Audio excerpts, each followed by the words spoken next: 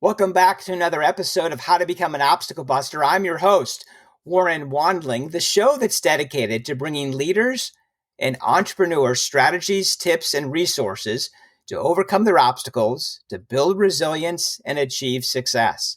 Hey, if this is your first time listening or you've been part of our community for a while, thank you for tuning in today. Before I introduce you to my guest today, I want to make sure that you're aware of a new resource to help you to be resilient. It's our private Facebook community called Leadership with Purpose. So you can either search in groups in Facebook and search Leadership with Purpose. And I'll also make sure that link is in the show notes as well. In our community, I share strategies, tips, and resources so you can step into less stress, greater profit, and experience the work you love. It's also a great place to connect with other like-minded leaders. So I look forward to seeing you in our community. Our sponsor for the show today is Audible. If you love listening to podcasts, I know you're going to love Audible like I do. It's a great way to be able to listen to books that you want to read this year. So if you're not already subscribed to Audible, let me get you a free book and a free 30-day trial. The book that I recommend is The Compound Effect by Darren Hardy. By simply visiting warrenwandling.com/audible, you can grab your free book and your free 30-day trial to Audible. Again, that's warrenwandling.com/audible. WARRENWANDLING.com/AUDIBLE. Hey, welcome back to another episode of How to Become an Obstacle Buster. I'm your host, Warren Wandling, the show that's dedicated to helping leaders and entrepreneurs to overcome their obstacles, to build resilience, and achieve success. And I have a great guest with me today, Todd Palmer. Welcome to the show, Todd. Warren, I think I'm the perfect guest for you. I have had a ton of obstacles in my career. I know. I am so excited to our conversation, certainly with your new book launch and everything. It lines up specifically with our audience. But so our audience knows a little more about your background. Let me share some of that insight that I have for you, is that Todd Palmer is an executive coach, keynote speaker, renowned thought leader, author, and CEO who is committed to helping business owners tackle their obstacles and clear their path to success. I mean, that's perfect, Todd, right? There you go. I think we were destined to meet. Exactly. So as an entrepreneur and achieved CEO, Todd is known for helping struggling business owners regard people with cash issues, strategies, and execution. He took his company from being $600,000 in debt and making the Inc. 5000 as the American's fastest growing company, astounding 6 times. He specializes in helping leaders join their mission statement of the organization with their personal core values, addressing fears, self-doubt, and the imposter syndrome. Welcome to the show, Todd. Warren, I'm excited to be here. Thank you so much for having me. Yeah, I'm really looking forward to this conversation. Is there more insight that you can share with our listeners about your what you do within your business as an executive coach and author? Yeah. So basically what I do for people is I coach them the way I was coached when I was in chaos and crisis. Being $600,000 in debt, I had a lot of chatter going on in my head with my imposter syndrome. I used to call it my itty bitty shitty committee, and I had 600,000 reasons to meet with me on a daily basis to tell me how poorly I was executing. The coach I hired at the time helped me really figure out what my issues were in regards to the doom loop. So half of my book, for example, is dealing with the entrepreneurial mindset around how to get unstuck, how to do inside out leadership, how to learn how to talk to and have difficult conversations from a heart-centered place with your employees, with your staff, even with family members. And then the second half of the book is laying out the strategies required to grow and scale your business once you've got your mindset straight. What I've found, at least for me and for the clients that I've worked with, is that it always starts with one issue. There's always one issue in every business, and it's always people. Typically, it's the people at the top, the founders or the entrepreneurs, and it works its way through the company. If we get them unstuck, we get them in one direction, they're able to make massive changes with massive positive results. Yeah, that's really interesting. I love that illustration of identifying that it is the leaders at the top that drives the rest of the influence of the organization. And, and I think that's a key aspect to really help organizations to be able to get unstuck. Because typically I find that they look at the bottom, trying to figure where's the issue with the followership and instead of the leadership. You know, it's crazy. I was just working with a group a couple of weeks ago in Texas, and they were all about, we need to put new processes in place, and we need to add some more processes to our system and our existing ecosystem. And I said, well, let me better understand your leaders. And if you've already got processes that aren't being followed, and you've already got processes that are being poorly or not executed at all, is it really the process that's the problem, or how about the people? And is there an opportunity to up level and upskill those people by teaching them new leadership skills, by teaching them different ways to approach things with a massive curiosity, and how to help them deal with difficult and tough conversations with their team members? And the leader was like, he was stunned. He's like, oh my gosh, we've been looking at the symptom of the problem, not the root cause. That's fascinating. So what do you think is the greatest obstacle that your clients encounter? Themselves. I mean, it's just real for me.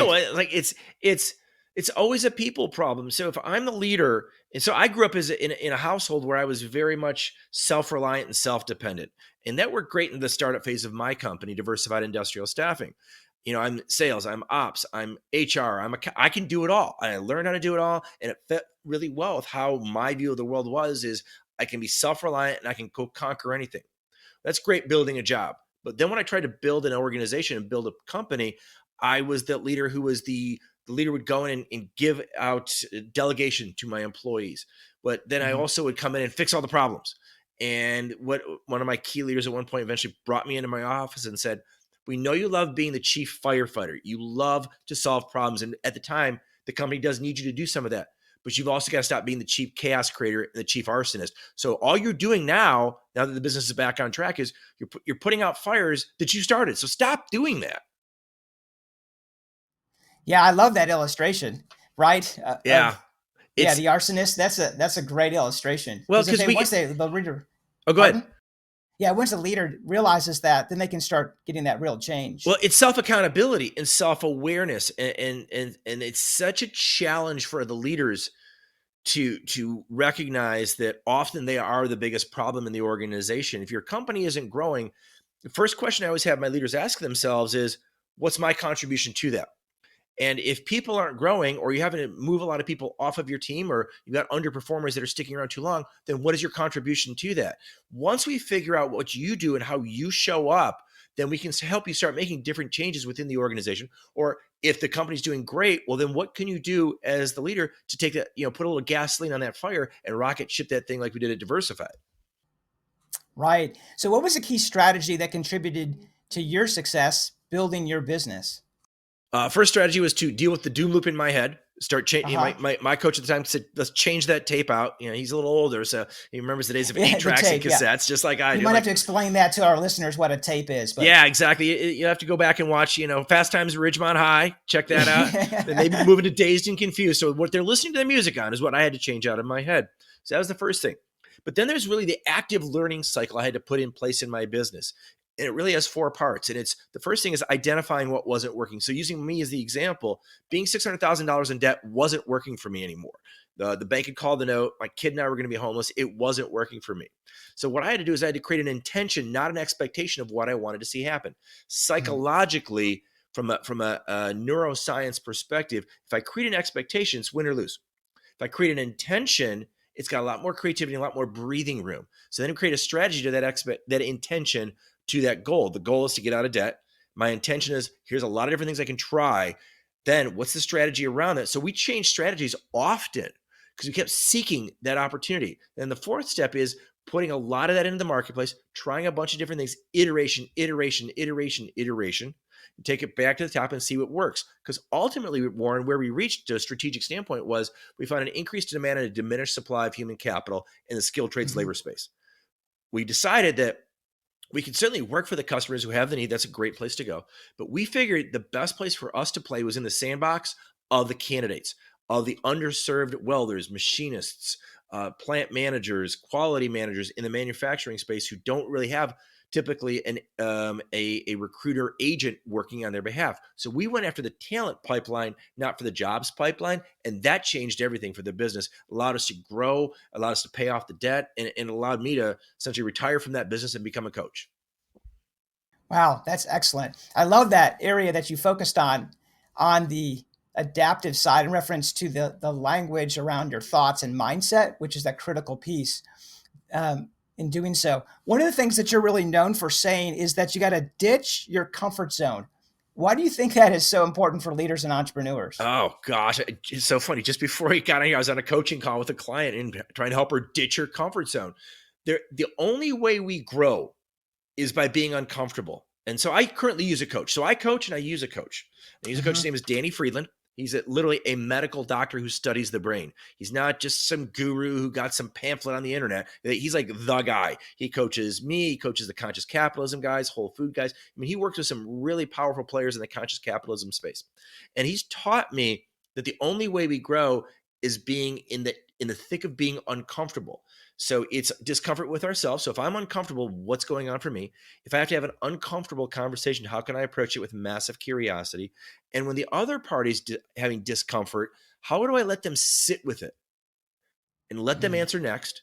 And when they answer next, we start getting massively curious. So for me, approaching every problem with massive curiosity, not like I already have all the answer, it has been a huge pivot in my coaching space. And I always say to my clients, like, you can't go to the gym and lift the 5-pound weight forever expecting to build muscles. You have to work and flex those muscles if you want to have, the rock biceps. So to help our listeners kind of take that one step further, if they're like someone they're ready to step outside of their comfort zone, do you have a simple strategy that someone that could start exploring what the possibilities of what that would look like? So yeah, if they, even if they don't have employees, say they're, I'm assuming most people who are listening, have relationships. The Right. best relationship, if you want to practice it with kids. Kids are awesome. So how was school today? It was good. Really? Why was it good? Well, it was good because my teacher didn't yell at me. It's always tell me. Simple methodology, I kid you not, Warren, is tell me more, tell me more, tell me more. Reframe, tell me more, tell me more, tell me more. Because there's two values that young person's going to get out of your conversation with you. They're going to feel seen and they're going to feel heard. And as human beings, when we're seen and heard, we trust more. When people care about us, we give more. So you want your employees to be able to perform better, see them and hear them. Yeah, that is some great advice, Todd, in reference to those two areas of being known and seen, that they want to feel valid. And that is how you really develop employee engagement when that strategy. Absolutely. Very Especially good. with the millennials love it. That's where the world, they crave that from their leadership teams. So you were an author of 2 books. One, that's the job search process, find and land a job in 6 weeks or less. And you're recently new, I guess I heard it was the #1 international best-selling book on Amazon. Yeah. But it's called Suck to Success, right? Yes, it is. So I guess you have experience from your story that you just shared. So what really inspired you to write those books? Well, the first book, The Job Search Process, was really part of helping young people get their first job out of high school or college. At the time, I was on the board of a university, and I discovered that kids, I felt, were not given the proper tools to find their first job out of school. So, as entrepreneurs will do, we'll identify a problem, we'll get fired up about it, and we'll put time, effort, money, and resources towards that. So that was the first book. But the second book, From Suck to Success, A Guide to Extraordinary Entrepreneurship, was a 5-year journey for me. And I went through 7, 8 rewrites before I got something that I felt was something I could be proud to put out to the marketplace. And I tried to look through it. So I'm 52 years old at the time we're recording this. I started my first company when I was 27. And I thought, when I was 27, what did I really want to know about running a business that I didn't know, that I didn't learn in school, that I hadn't, back in those days, we didn't have Mark Cuban and Shark Tank. We didn't have The Profit with Marcus Lemonis. We didn't have those celebrity CEOs to teach us things. We didn't have classes. We didn't have barely had the internet. So I wanted a book out there that could help people who are starting a company or who are running a business realize that there is hope on the hopeless days, that there is a process to get unstuck around your mindset, and there is a way to interact with your entrepreneurial world that you are building because it's always work-life integration. So wherever you go, there you are. So you're dealing with your families, Mm. you're dealing with your staff, you're dealing with your customers. There's a way to work with your mindset, put processes in place to grow your business to heights you've never seen. A client of mine, once he removed a toxic leader from his team by following these processes, grew his revenue by 70% and his profits by 500% in 1 year, to the point where he was like blown away that he's like, I'm making more money than I've ever thought I'd make before. I can't believe I'm actually here. And I really now love what I do. Yeah, that's excellent. So within, you also talk about a lot around failing forward. Why do you think it's so important for leaders and entrepreneurs to really embrace that concept, to be able to fail forward? Well, going back to why I wrote the book, I couldn't do that. I thought failure was, if something happened in a failure mindset or a failure experience, I was a failure. And that would just be paralyzing to me. So, what I really want my leaders to understand is that, and I had to learn this because no one taught it to me, is that Mm-hmm. every time we quote unquote fail, all we've really done is tried something and we learned it didn't work. It's really it. I mean, Mm-hmm. failure is just a construct we as human beings have applied to an experience. And it's just like stress. Stress is neither good nor bad. It just is.